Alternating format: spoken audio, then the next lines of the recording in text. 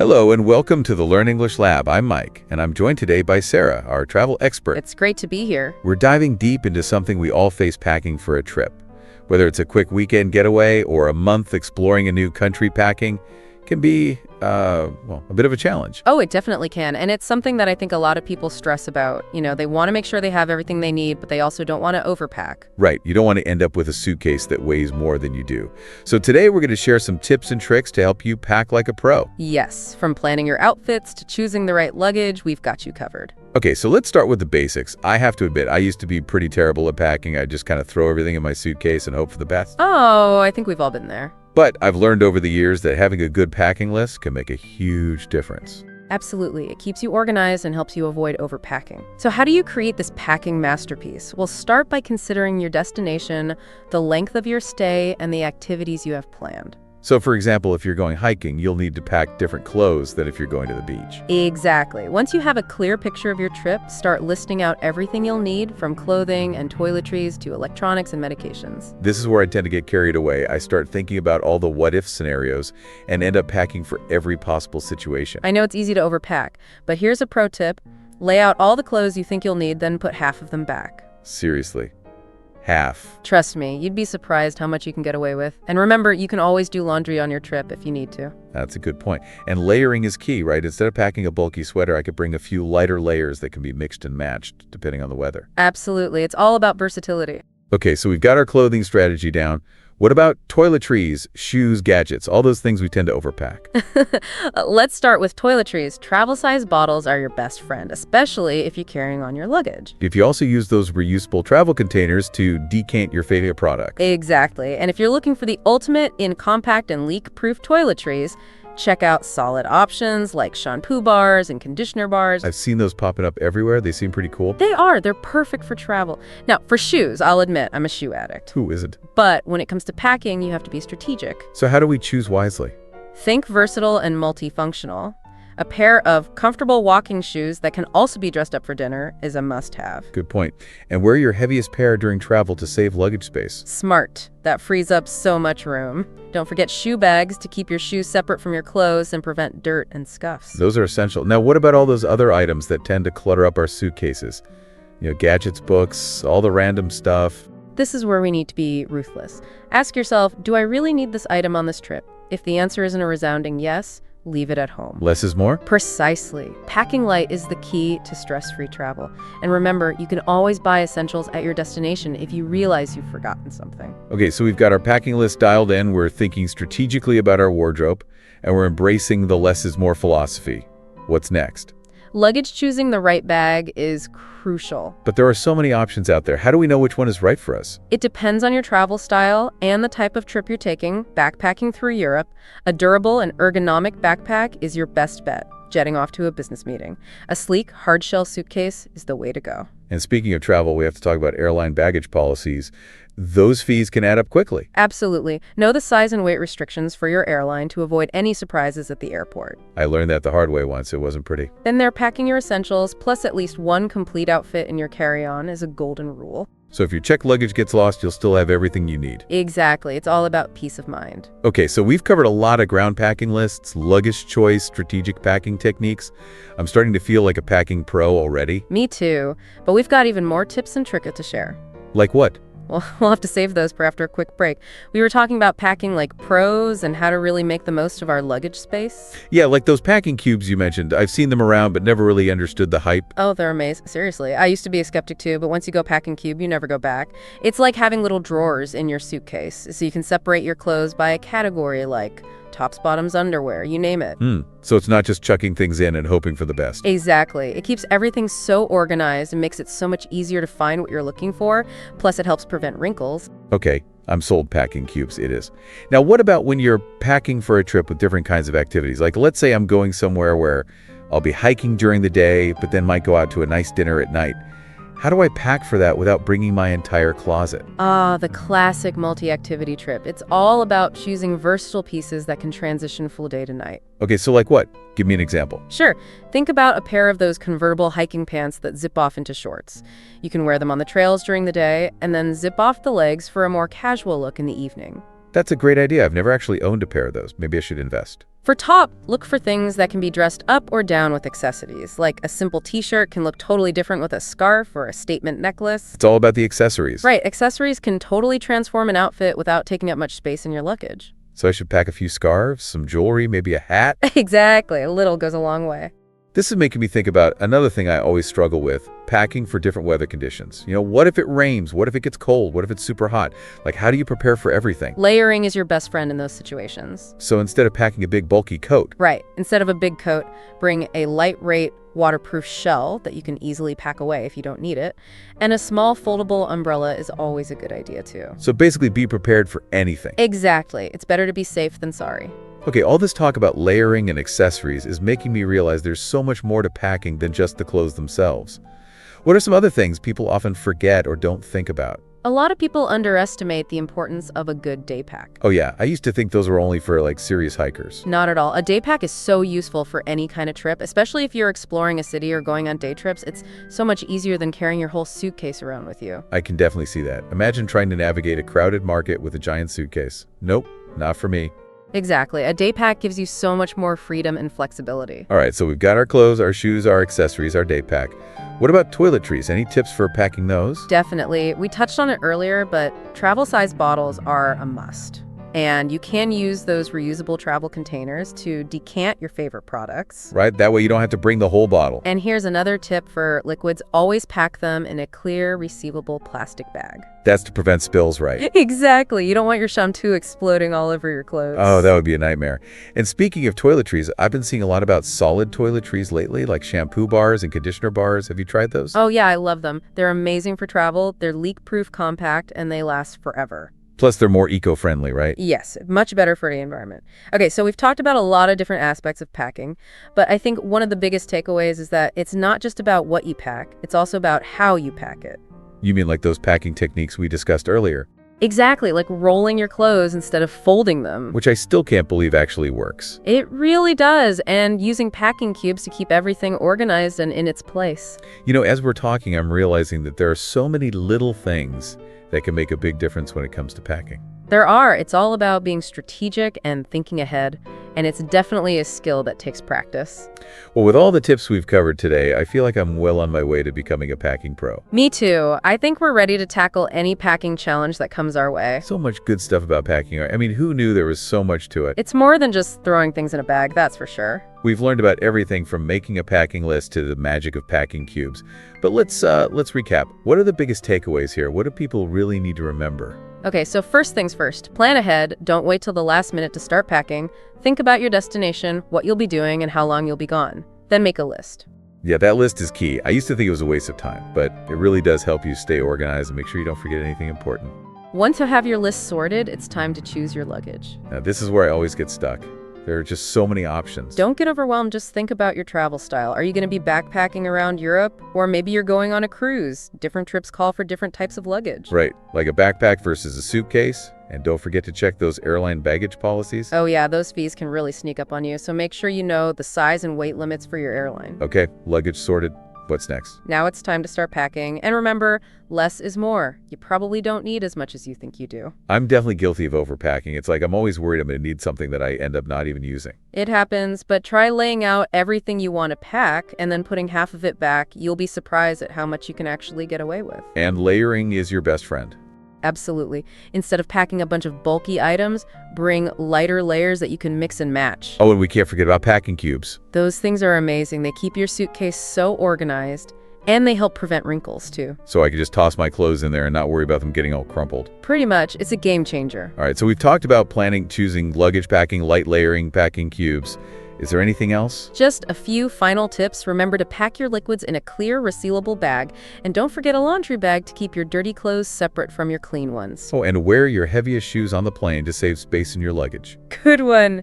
And most importantly, don't stress too much about it. Packing should be fun. It's the start of your adventure. That's a great way to put it. Sarah, this has been super helpful. I feel like I'm finally ready to tackle packing without all the anxiety. Me too. I hope our listeners feel the same way. Packing like a pro is definitely a skill that takes practice. But with the tips we've shared today, everyone can become a packing ninja in no time. And remember, it's all about finding what works best for you. Exactly. So experiment, have fun, and enjoy your travels.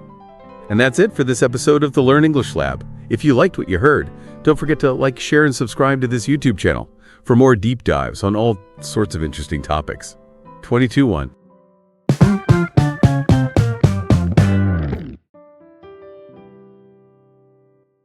Hello and welcome to the Learn English Lab. I'm your host, Mike, and today we're diving deep into the best U.S. cities to visit in 2025. Planning a trip can be overwhelming. Right. So we're here to give you the inside scoop. Joining me is Sarah, our resident travel guru. Hey, Mike. Thanks for having me. I'm always excited to talk about travel, especially when it comes to discovering, those hidden gems and upcoming hotspots. And that's precisely what we're doing today. We're not just talking about the usual tourist traps. We're looking at cities that are buzzing right now with a special energy that makes them particularly exciting in 2025. These are cities that are having a moment. Right. It's about capturing that zeitgeist, What's making people excited about these places right now? What's drawing them in? Absolutely. And the variety on this list is incredible. We've got everything from sprawling metropolises to charming smaller cities. I love that. Historic landmarks alongside cutting-edge cultural scenes. It's proof that there's a perfect U.S. city out there for everyone. You can really tailor your trip to your own interests. Whether you're a history buff, a foodie, an art lover, or an adventure seeker, there's a city on this list that will speak to you. Okay, so let's get started. Our first stop takes us to the city that never sleeps. New York City.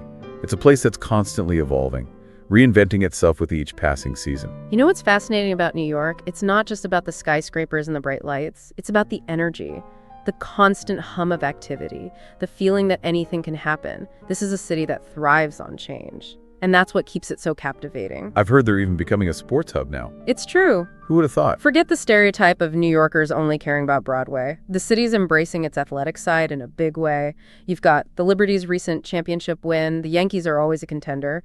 And with massive events like the FIFA Club World Cup and the World Cup final heading to MetLife Stadium, there's a palpable buzz around sports in the city. Sounds like a great time to be a sports fan in New York. All right, next up, we're heading down south to New Orleans, a city known for its resilience, its ability to bounce back from anything life throws its way. New Orleans is a city that knows how to celebrate life, even in the face of adversity. It's that unshakable spirit that makes it so unique. For travelers, it means you'll encounter a culture that's both deeply rooted and constantly evolving, a place where joy and resilience are intertwined. And speaking of celebrating, they've got the Super Bowl coming up. The Prospect 6 art exhibition is going to be huge, and even new hotels and entertainment venues are popping up. Did you hear about the one Big Freddy is opening? No. A hotel, restaurant, swim club, and music venue all rolled into one. Now that's what I call a quintessential New Orleans experience. It perfectly encapsulates that eclectic blend of cultures, the phenomenal food scene, and of course the legendary live music that permeates every corner of the city. Okay, next we're off to the Windy City, Chicago, often called the Second City. But let's be real, it definitely holds its own. Chicago has this incredible blend of world-class offerings alongside a very down-to-earth Midwestern vibe. You've got Michelin-starred restaurants next to family-run pizza joints, iconic museums alongside hidden art galleries and up-and-coming neighborhoods. It's a city of contrasts, and that's what makes it so dynamic. And for all the Harry Potter fans out there, get ready, because Harry Potter and the Cursed Child is kicking off its first North American tour. Wow. With a 4-month residency in Chicago. What a perfect fit. Chicago is a theater lover's paradise, and to see that play in such a theatrically rich city is a truly special experience. It really speaks to Chicago's ability to attract top-tier entertainment across the board, whether it's theater music or festivals. From Broadway in Chicago to Lollapalooza, they certainly know how to put on a show. All right, let's head west now to the City of Angels, Los Angeles. Despite some recent challenges, LA is still looking towards the future with optimism, especially with the 2028 Olympics on the horizon.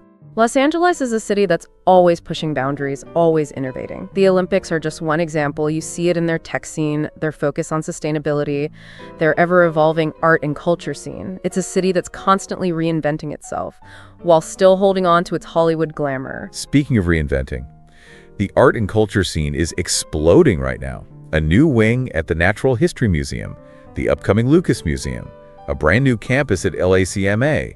They even have a Getty-funded series called PST Art, Art and Science Collide, happening right now. It's amazing how LA manages to balance this cutting-edge innovation with a deep appreciation for its history and heritage. The revitalization of iconic landmarks like the Holly Hot House and Echo Park Lake shows their commitment to preserving the city's unique character. It's that mix of old and new that makes LA so captivating.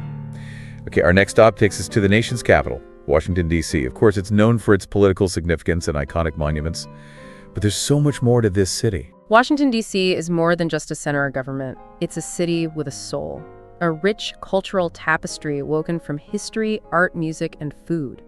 It's a place where you can feel the weight of the past while also experiencing the vibrancy of the present. And the food scene is off the charts. The article raved about everything from legendary steakhouses to food trucks serving up local favorites like mambo sauce. Plus, you've got world-class museums, many of which are free, and a lively happy hour scene that's perfect for unwinding after a day of sightseeing. It's that blend of history, culture, and everyday life that makes DC so appealing. You can wander through grand monuments, immerse yourself in art, and then grab a bite at a local favorite all in a single day. Sounds like the perfect itinerary. Okay, we've covered 5 incredible cities, and we're just getting started. Let's take a quick break, and then we'll be back with 5 more amazing U.S. cities to consider for your 2025 travels. All right, let's jump back into our list of the best U.S. cities to visit in 2025. Next up, we're heading to the Sunshine State, specifically Miami, Florida. You know, when people think of Miami, they often picture beaches and nightlife, Right. but there's so much more to this city than meets the eye. What's interesting about Miami is how it defies expectations. Yes, it has those gorgeous beaches and a vibrant nightlife, but it also boasts a thriving arts and culture scene, a culinary landscape that rivals some of the world's best, and a reverse mix of neighborhoods, each with its own unique flavor. It's like you get the best of both worlds. You can relax on the beach during the day and then immerse yourself in the city's energy at night. Exactly, and let's not forget about those distinct neighborhoods. You've got the Art Deco glamour of South Beach, the Cuban culture of Little Havana, the bohemian vibes of Coconut Grove, and the edgy street art scene in Wynwood. It's a city that constantly surprises you. All right, our next stop takes us to a city that prides itself on its weirdness, Austin, Texas. Now, everyone says Austin is weird, but what does that actually mean for a visitor? Keep Austin Weird is more than just a slogan, it's a way of life. It's about embracing individuality, creativity, and a sense of community. You see it in the quirky shops, the offbeat music venues, the food trucks serving up unexpected culinary creations. It's a city that encourages you to be yourself. So it's not just about being strange for the sake of being strange, there's a real authenticity to it. Exactly. It's about celebrating what makes Austin unique and encouraging visitors to embrace that uniqueness as well. And of course, we can't talk about Austin without mentioning the music. It's the live music capital of the world for a reason. Okay, I have to ask, is the hype about Austin's music scene really true? It's absolutely true. Or is it just marketing? But it's not just about big names or fancy venues. What makes Austin special is that music is woven into the fabric of everyday life. You can find incredible musicians playing in dive bars, coffee shops, even on street corners. It's truly part of the city's DNA. Okay, I'm sold on Austin. Now let's head north to Boston, Massachusetts, a city that seamlessly blends history with modernity. Boston is a fascinating city because it allows you to walk through centuries in just a few blocks. You can stand on the Freedom Trail, imagining the footsteps of revolutionaries, and then step into a cutting-edge art gallery or a Michelin-starred restaurant. It's a city that honors its past while embracing the future. And it's so walkable, which is great for visitors who want to explore at their own pace. Plus, they have a fantastic public transportation system, so getting around is a breeze. And let's not forget about Boston's proximity to the water. You can enjoy harbor cruises, whale watching tours, or simply relax on one of the many beaches just outside the city. It adds another layer of charm to the Boston experience. Right, we're heading back to Texas for our next city, Dallas. It's often associated with cowboys and oil, but Dallas is so much more than that. Dallas is a city that's constantly evolving, shedding old stereotypes, and embracing its diverse modern identity. Yes, you can still find that cowboy culture in honky-tonk bars and rodeos, but you'll also discover a thriving arts and culture scene, a diverse culinary landscape, and a growing reputation as a fashion hub.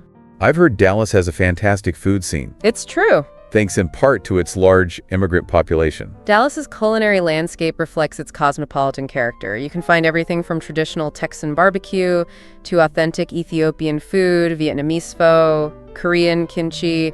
It's a foodie adventure waiting to happen. And for those who love to shop, Dallas is a shopper's paradise. You'll find high-end boutiques, vintage shops, and everything in between, making it a great place to find unique treasures. Okay, for our final stop on this deep dive, we're traveling to another Texas city, San Antonio.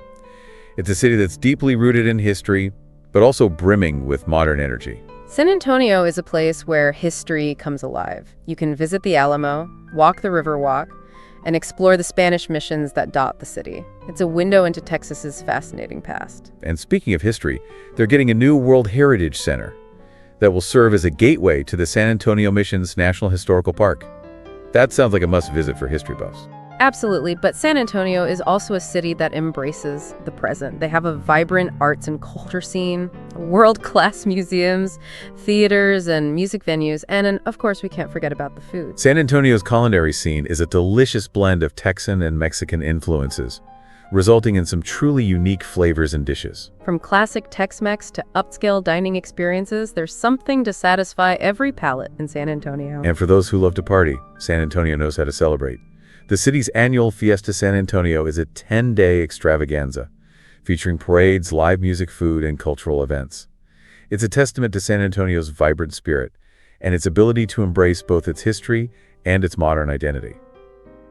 Wow, Sarah, we've explored 10 incredible cities across the United States, each with its own distinct personality and appeal. It's been quite a journey, hasn't it? From the bustling streets of New York City to the laid-back vibes of Miami, from the historical charm of Boston to the modern energy of Dallas, we've covered a lot of ground. And I think what's most impressive is the sheer diversity of experiences these cities offer.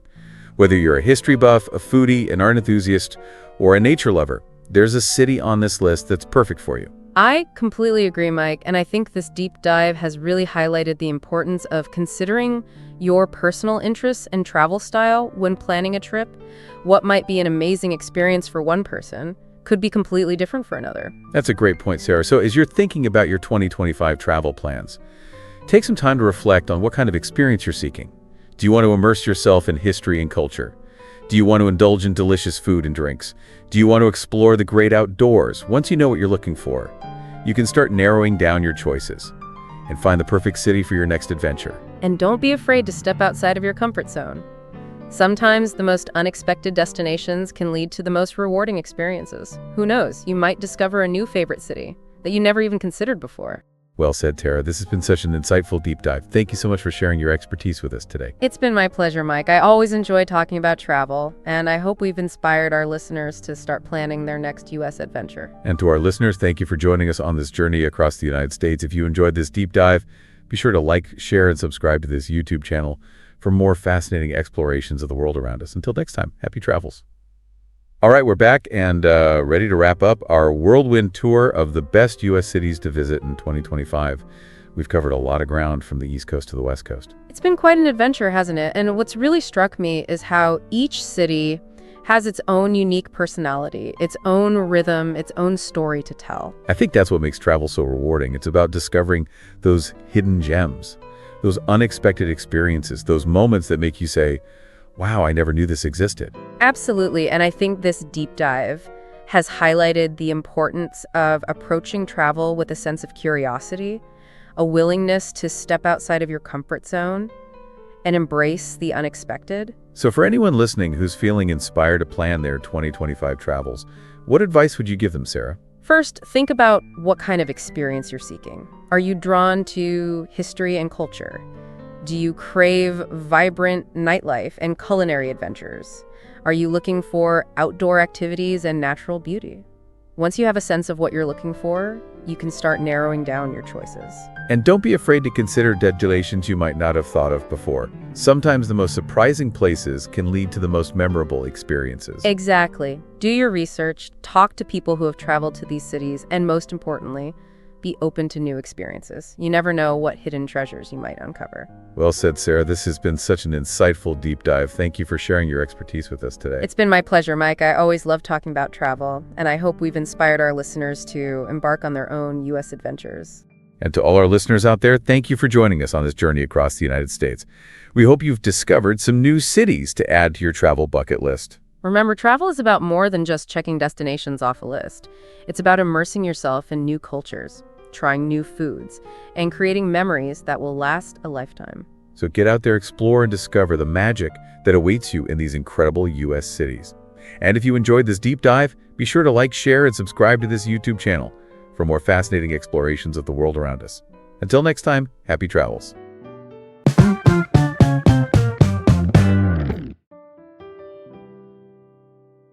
Hello and welcome to the Learn English Lab. I'm Mike. And today we're diving deep into describing different cultures in English with Sarah. It's going to be fun. It is, yeah. And this deep dive is perfect for anyone looking to expand their vocabulary and understanding of the world. Sure, for sure. So we're going beyond simple adjectives today. Yeah. We're going to uncover some really powerful vocabulary that can help you paint a vivid picture of a culture's unique identity. I love that. From those ancient traditions Yeah. to modern-day festivals and everything in between. Yeah, speaking of pictures, one of the words that really stood out to me was ancient.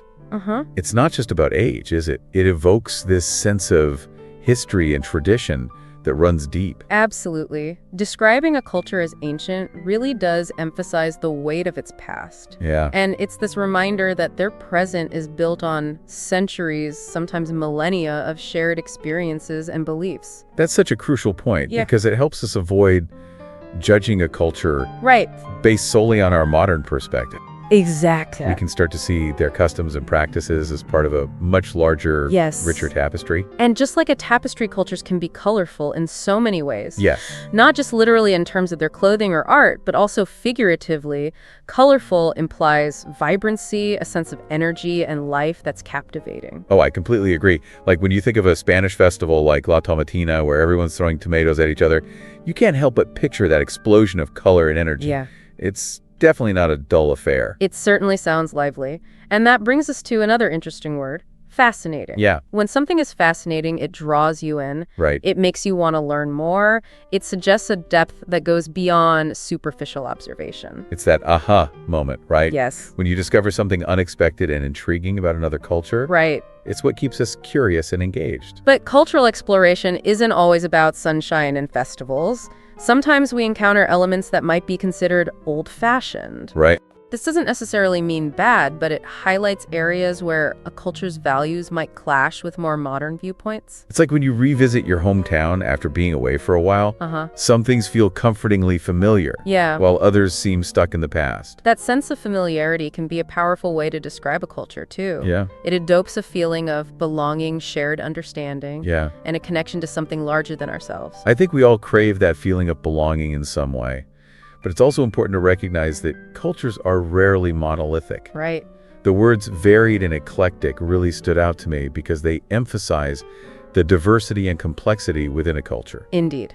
Varied suggests a multitude of perspectives, beliefs, and practices Yeah. within a single cultural group. Right. And eclectic implies that a culture has been shaped by a fusion of different influences over time. It's like the United States often described as a melting pot. You have this incredible mix of traditions, languages, and cuisines, all contributing to American culture. Exactly, and that blend of influences is constantly evolving, making it even more crucial to go beyond general descriptions and really delve into the specifics of what makes each culture unique. Absolutely. It's about understanding the why behind the what. Yes. For example, the word caring popped up a few times. Uh-huh. It suggests a culture that prioritizes relationships and the well-being of its people. Indeed. It speaks to the values that underpin a culture. A caring culture might emphasize community empathy and support for one another. Like in many indigenous cultures, Yes. where there's a strong emphasis on elders and a deep respect for the interconnectedness of all living things, Uh-huh. that level of care and consideration is deeply moving. It is. And closely related to caring is supportive, Right. which emphasizes a sense of community and shared goals. It suggests a culture where people work together for the collective good. It's like how in many Mediterranean cultures, family is paramount. Yes. There's a strong sense of responsibility towards one another. Right. And everyone pitches in to help. It really speaks to the strength of their social fabric. Now, on the other end of the spectrum, you might encounter cultures that are described as mysterious. Yeah, This doesn't mean they're inherently secretive, but it suggests a certain level of intrigue or unfamiliarity. it's like those ancient cultures shrouded in myths and legends. Right. Their customs and beliefs might seem enigmatic or difficult to grasp from an outsider's perspective, prompting us to dig deeper and uncover their hidden meanings. It's fascinating, isn't it? It is. Even in our hyper-connected world, there are still pockets of cultural mystery waiting to be explored. Yeah. And that's what makes this journey of language and cultural discovery so captivating. It definitely is. Now, as we've been talking about all these powerful words, I'm curious, What words resonate most with you when you think about describing different cultures? That's a great question. For me, the word fusion holds particular significance. It speaks to the dynamic interplay between cultures, how they're constantly evolving and blending with each other. I love that. It's like how fusion cuisine takes elements from different culinary traditions and creates something entirely new and exciting. Precisely. And it's not just limited to food. We see fusion in art, music, fashion. Yeah. It's this ongoing process of cultural exchange and innovation. Speaking of food, one of the things that really fascinated me was the concept of gastronomy. It's not just about eating to survive, it's about savoring flavors, appreciating culinary artistry. It elevates food to a whole new level. Absolutely. Gastronomy suggests a culture that values the art of preparing and enjoying good food. Yeah. It's about the whole experience, the ingredients, the techniques, the presentation, Right. the social aspects of dining. It's like those cultures where meals are a celebration, a time to connect with loved ones and savor the richness of their culinary heritage. And often those traditions center around specific delicacies, Yeah. those unique dishes that embody a culture's culinary identity. Oh, for sure. Like when you think of Japan, sushi often comes to mind. Or in France, it might be escargot. There are those iconic foods that represent a culture's culinary heritage. And speaking of cultural identity, one of the things that struck me was how Switzerland, being at the crossroads of so many European cultures, Yeah. exhibits this remarkable diversity in its traditions and customs. Yeah, it's like a cultural tapestry woven from threads of various European influences. You can see it in their languages, their architecture, their cuisine. It's a fascinating blend of the old and the new. It's a testament of how geography can shape cultural identity. Right. Switzerland's location at the heart of Europe has made it a melting pot of different traditions, Right. resulting in a unique cultural landscape. And it makes you wonder how those different influences have shaped the Swiss identity over time. Have they managed to preserve their own distinct traditions while also embracing elements from their neighbors? It's a fascinating question to ponder. It is, and it highlights the dynamic nature of culture. It's Yeah. not static. It's constantly evolving and adapting. You know, one thing that really struck me as we've been discussing these different cultures is the power of language itself.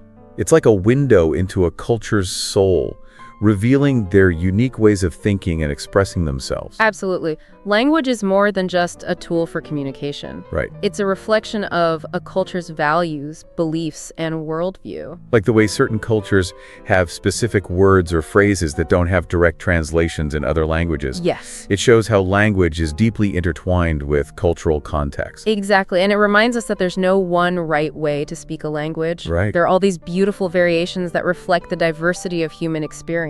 It's about embracing those nuances and appreciating the richness they bring to our understanding of different cultures. Like Singlish, a blend of Singaporean and English, is a great example of how language adapts to a particular cultural setting. It's a fascinating example of how language evolves within a specific cultural context. It's like a linguistic fingerprint unique to that culture. And it shows how language is a living, breathing thing, constantly changing and adapting to the needs of its speakers.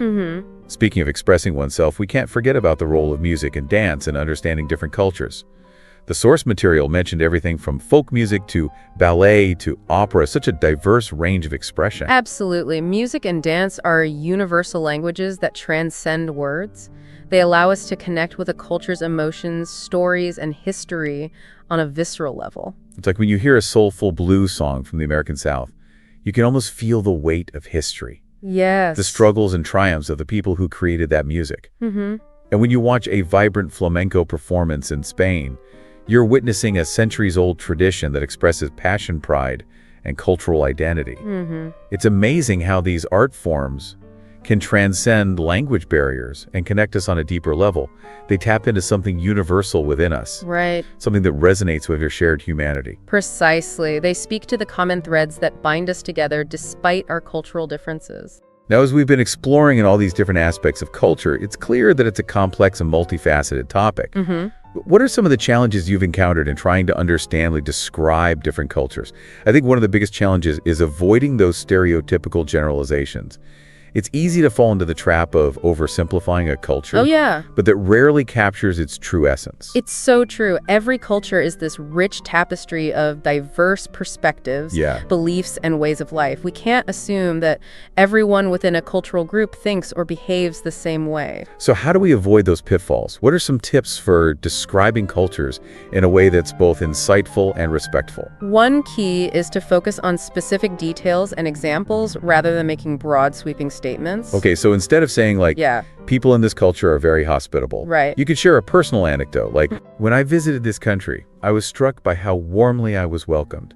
People went out of their way to make me feel comfortable, offering me tea, sharing stories, even inviting me to join their family for dinner. Yes, those specific details create a much richer, more nuanced picture than any general statement could. Right. It shows you've actually engaged with the culture on a personal level. It's about showing rather than just telling, right? Exactly. Painting that vivid picture with words. And another crucial tip is to be mindful of our own biases and assumptions. Yeah. We all come to the table with our own cultural lens, Yeah. and that can shape our perceptions without us even realizing it.